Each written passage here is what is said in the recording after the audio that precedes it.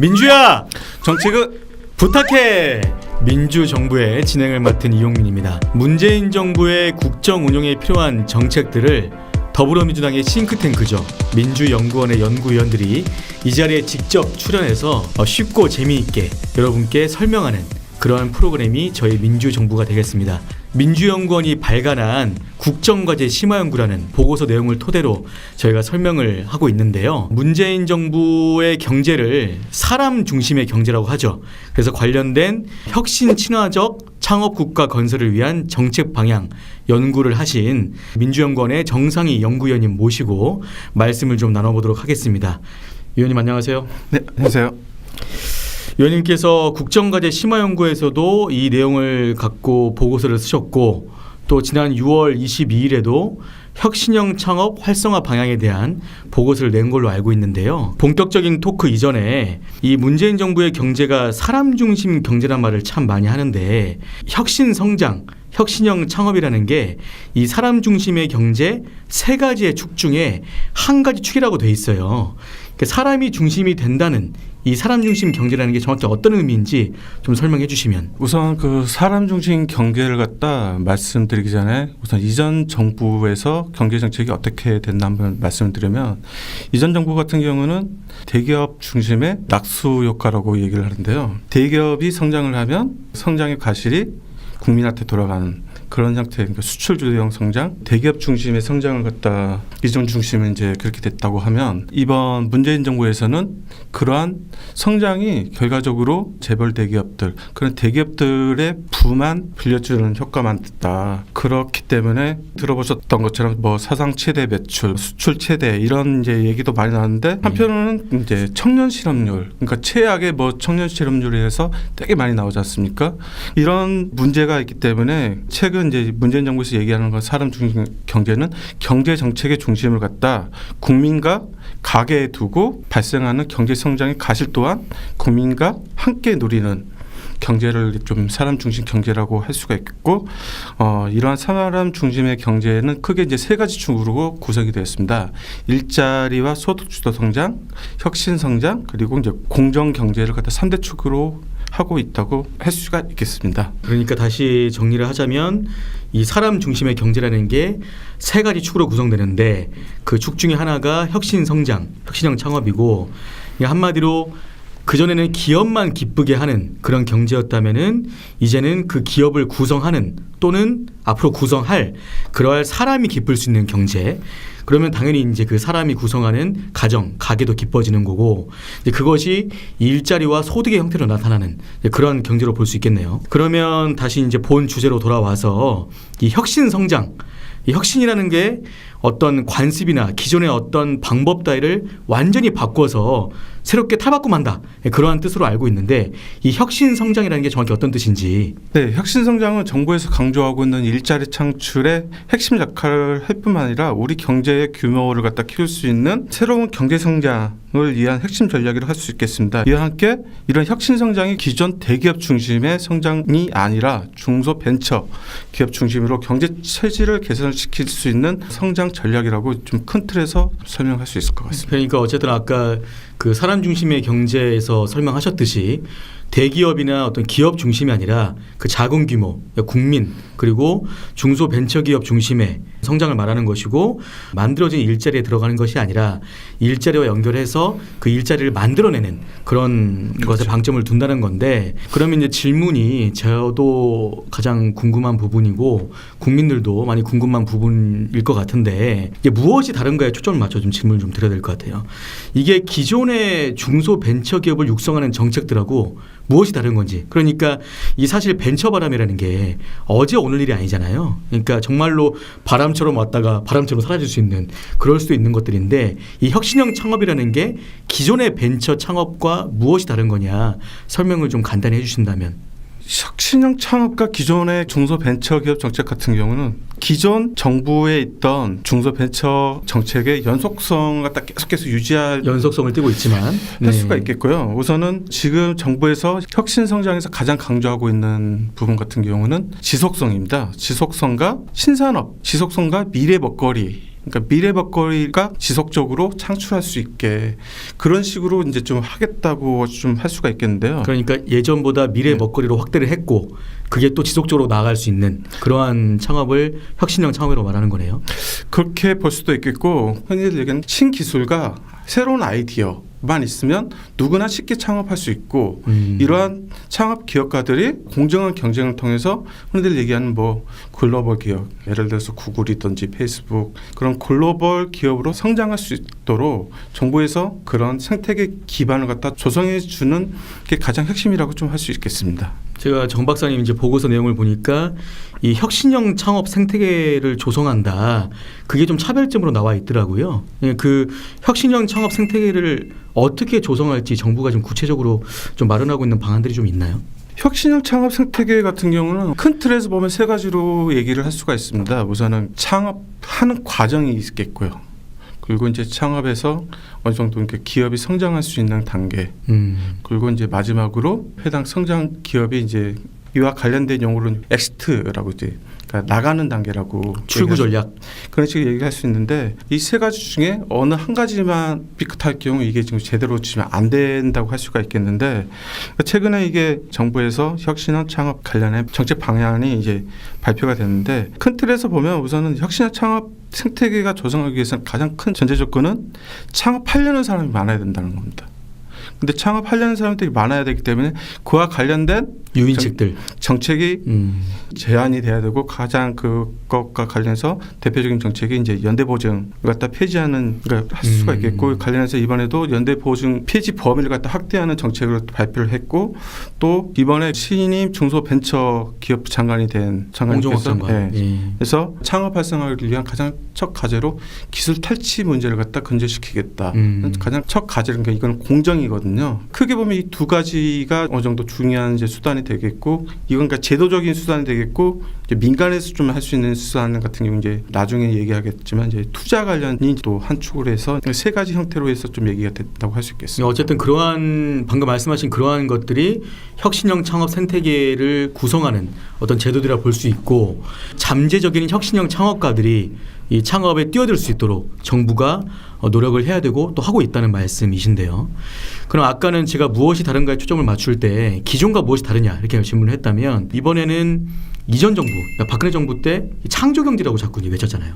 창조경제혁신센터를 중심으로 하는 그 창조경제랑은 또 무엇이 다른지 간단히 또 설명해 주시면. 박근혜 정부의 창조경제와 우리의 혁신성장 관련해 가지고는 어떻게 보면 제 개인적인 생각일 수 있는데 큰 틀에서 목표 지점은 같다고 할 수가 있겠습니다. 어쨌든 뭐 잘 사겠다는 거니까. 가려는 방향 같다고 할 수 있는데 박근혜 정부 때의 창조경제 같은 경우는 개념이 약간 모호하다. 계속해서 제기되는 게 굉장히 모호했죠.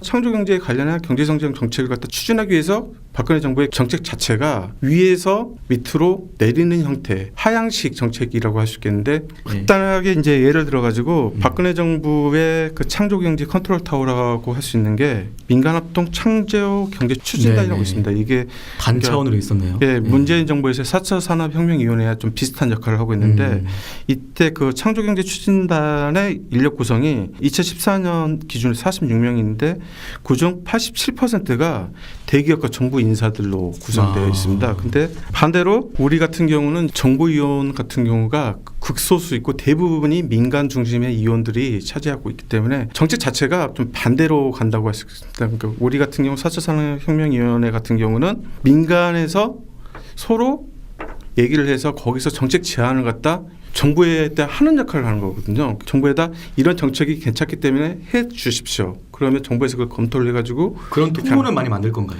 이게 지금 4차 산업혁명위원회 자체가 민간과 정부의 가구 역할을 하는 역할이 그러니까 그 참여하고 있는 민간의 비율이라는 게 정말로 민간에서 뭐 국민들이나 어떤 중소규모의 기업들을 대변할 수 있는 민간 대표자들인 건지 그렇다는 말씀이시죠? 그렇죠. 위에서 아래로 가는 게 창조 경제였고 그것이 좀 개념이 모호했다면 우리는 아래의 어떤 아이디어나 기술들을 위에서 잘 수용을 해주고 그것들 개념을 구체화하는 작업을 이제 관련 부처에서 하고 있다.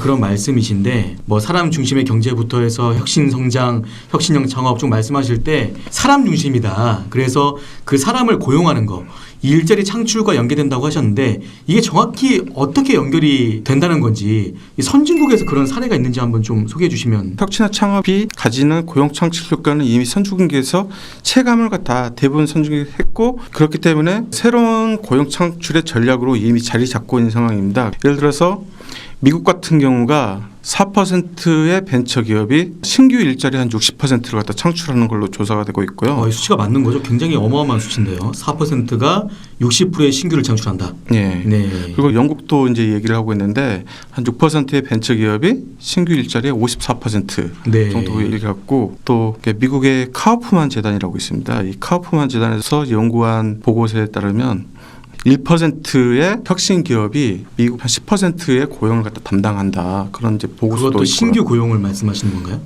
1%의 혁신 기업이 10%의 신규 고용을 창출한다는 말씀이시죠?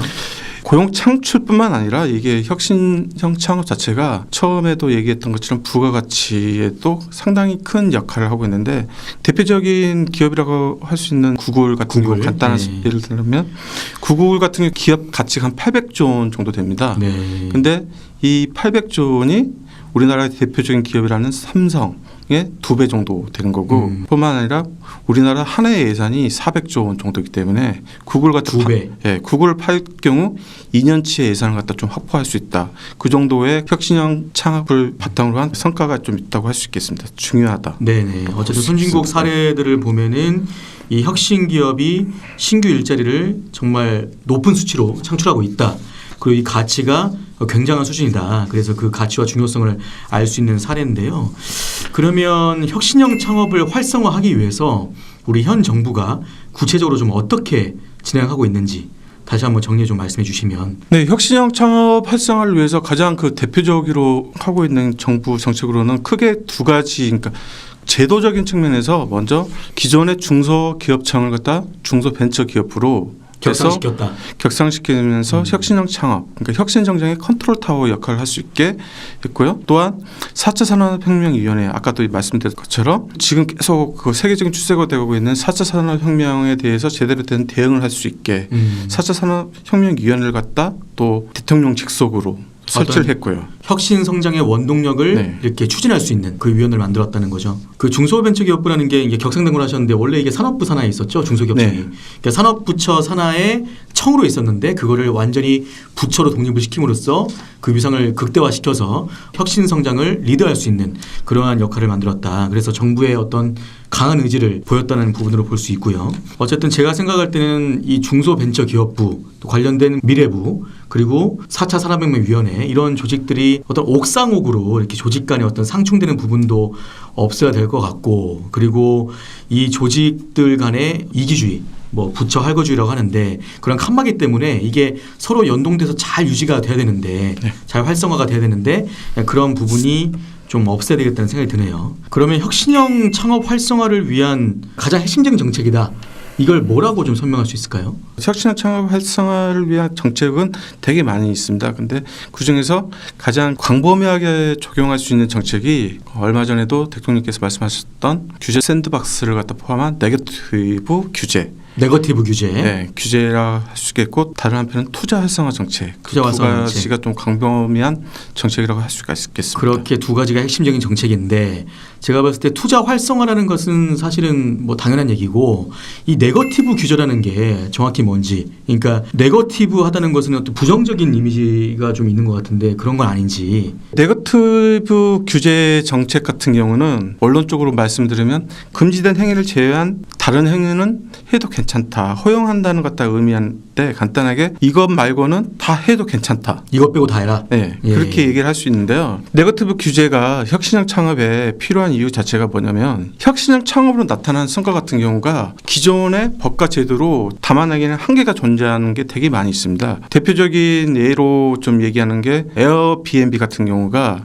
전 세계적인 글로벌 기업으로 성장하고 있는데 이 에어비앤비 같은 경우는 우리나라에서 허용되지가 않다고 할 수 있겠습니다. 우리 법 체계에서는 우리나라의 법제도 하에서는 네, 그러니까 이런 식으로 새로운 게 창출됐는데 기존의 법 체계는 이게 따라가는데 한계가 있기 때문에 그걸 갖다 극복하기 위해서 규제 샌드박스를 갖다 포함한 네거티브 규제를 도입한다 이렇게 좀 얘기를 할 수 있겠습니다. 그러니까 이름은 네거티브 규제인데 굉장히 포지티브한 거네요. 긍정적으로 작용하는 거네요. 그러니까 기존의 법과 제도의 틀을 깬다는 거잖아요. 그러니까 뭐 우리 네티즌들께서 그 문재인 대통령한테 우리 인이 하고 싶은 거 다 해 뭐 이런 것처럼 너희 하고 싶은 거 다 해.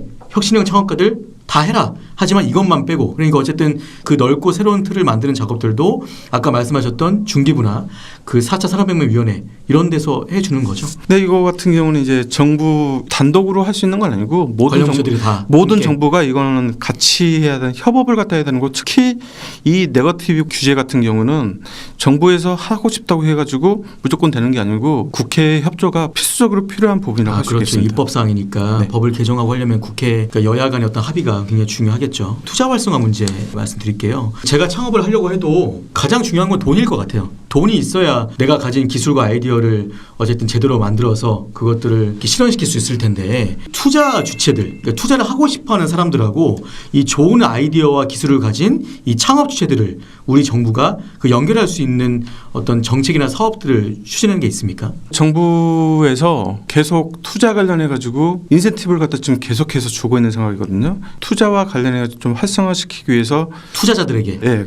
보통 이제 투자 주체를 갖다 크게 하면 이제 엔젤 투자가 있고요. 또 이제 벤처 투자가 있고 투자 주체를 좀 나눌 수가 있는데 이러한 이제 투자 주체들이 좀 더 적극적으로 투자할 수 있도록 현재 세제 혜택을 비롯한 다양한 이제 정책을 갖다 하고 있는데 그 중에서 가장 핵심적인 것 중에 하나가 뭐라고 할 수 있냐면 투자의 횟수 수단으로 흔히들 얘기를 하면 약간 부정적으로 생각할 수 있는 M&A 흔히들 이제 인수합 비용이 혁신형 창업의 투자 횟수 수단으로 가장 중요한 역할을 했다고 할 수 있는데 간단한 얘기 들어서 우리나라 미국을 비교를 한다 하면 미국 같은 경우는 투자의 횟수 수단으로 86% 정도가 M&A로 투자를 하면 횟수를 갖다 하는 반면 우리나라 같은 경우는 3%에 좀 불과하고 그러니까 M&A를 하면 굉장히 큰 규모라고 생각을 많이 하시잖아요. 근데 이제 아까 미국의 그런 비율이라는 거는 어떤 굉장히 작은 규모의 M&A도 있나 봐요. 그렇죠. 액수적으로. M&A 같은 경우는 이제 액수가 문제가 아니고 모든 기업이 M&A를 할 수가 있고 대상이 될 수도 있을 뿐만 아니라 주체가 될 수가 있습니다. 근데 이 같은 경우 이제 혁신형 창업을 갖다 한정적으로 설명을 하기 때문에 보통 혁신형 창업을 얘기를 하면 M&A의 주체는 흔히들 얘기를 하면 좀 대기업들이 좀 많이 얘기를 하거든요. 예를 들어서 지금 보면 구글 그런 기업들 같은 경우 계속해서 M&A를 갖다 하고 있는 상황입니다. 간단한 예를 들면 텔레그램 있지 않습니까? 텔레그램 같은 경우도 우리나라 조 단위로 페이스북에 인수된 형태. 아 그렇습니까? 아 텔레그램이 페이스북에 인수가 됐어요. 말씀하신 게 혁신형 기업들이 자기들 혁신도 하고 다른 혁신 기업에 투자도 해서 또 그것들을 M&A 방식으로 어떤 투자한 거에 대한 회수를 하는 그런 방식을 말하는 건데 말씀하셨지만 M&A도 있고 그러니까 이제 보통 혁신형 창업에 투자하는 사람들이 이게 하이 리스크 하이 리턴이라고 하잖아요. 그러니까 고위험을 담고 있고 그만큼은 이제 고수익을 얻을 수 있는 그런 방법인데 그러한 방법으로서 M&A도 있고 아까 말씀하신 펀드도 있고 그렇다는 방식이잖아요.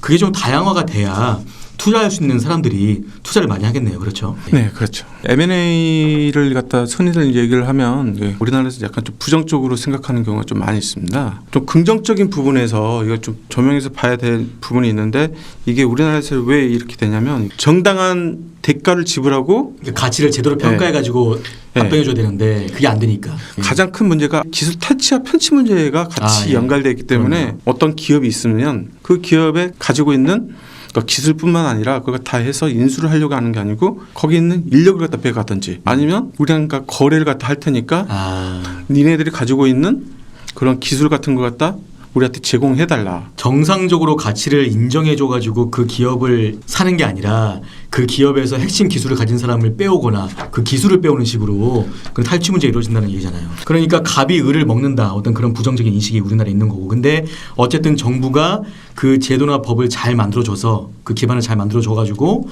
그런 것들이 못 일어나게 막아주고 그래서 정말 내가 제대로 된 혁신형 기업을 만들었는데 그 가치만 제대로 인정받을 수 있다면 어쨌든 투자자든 이 창업가들이든 다 뛰어들 거고 그런 말씀하시는 거잖아요. 제일 처음에 말씀드린 것처럼 사람 중심 경제에 하나의 축의 공정 경제라고 있습니다. 거기에 이제 방금 말씀드린 내용들이 포함이 된다고 할 수 있겠죠. 공정한 시장 경쟁이 딱 일어날 수 있는 생태계를 갖다 조성하겠다는 그렇죠. 게 그게 된다고 할 경우 대기업 흔히들 얘기하는 뭐 삼성이든지 그런 기업들이 혁신 기업을 갖다 인수합병한다고 해서 부정적으로 보는 시각 그런 게 좀 많이 줄어들지 않을까. 결론적으로는 그 첫 번째 질문으로 돌아가는 거네요. 그러니까 사람 중심의 경제 3축 그 3축이 다 제대로 돌아가야 되는 거고 그 안에서 혁신 성장도 제대로 갈 수 있는 거고요. 네, 지금까지 이제 사람 중심의 경제를 위한 혁신 성장 혁신형 창업에 대한 얘기를 민주연구원 정상희 연구위원님과 얘기를 나눠봤는데 정말 필요한 정책인 것 같아요.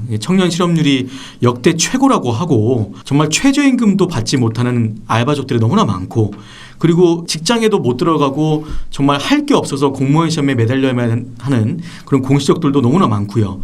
근데 정말 생각해 보면 우리 국민들 중에서 얼마나 많은 아이디어와 기술을 가진 사람들이 정말 많이 있을 수 있는데 그것을 정부나 국가가 제대로 발굴만 해주면 너무나 좋을 텐데 그렇게 하지 못해서 정말 우리나라에 애플을 만든 뭐 스티브 잡스나 페이스북을 만든 저커버그나 그런 사람들이 나올 수 없다는 그런 생각도 하게 되네요. 그래서 정말 그런 뛰어난 인재들을 우리가 제대로 발굴할 수 있는 그런 정책들을 우리 문재인 정부가 제대로 실현해 주길 바라고요. 정말 사라질 꿈이 아니라 그것이 정말 실현될 수 있는 꿈을 마음껏 꿈꾸게 할 수 있는 그런 혁신 친화적 창국가 그것을 위해서 우리 문재인 정부가 더욱 힘있게 뛰어줄 것을 믿습니다. 오늘 방송 여기까지고요. 시청해주신 여러분 대단히 감사합니다.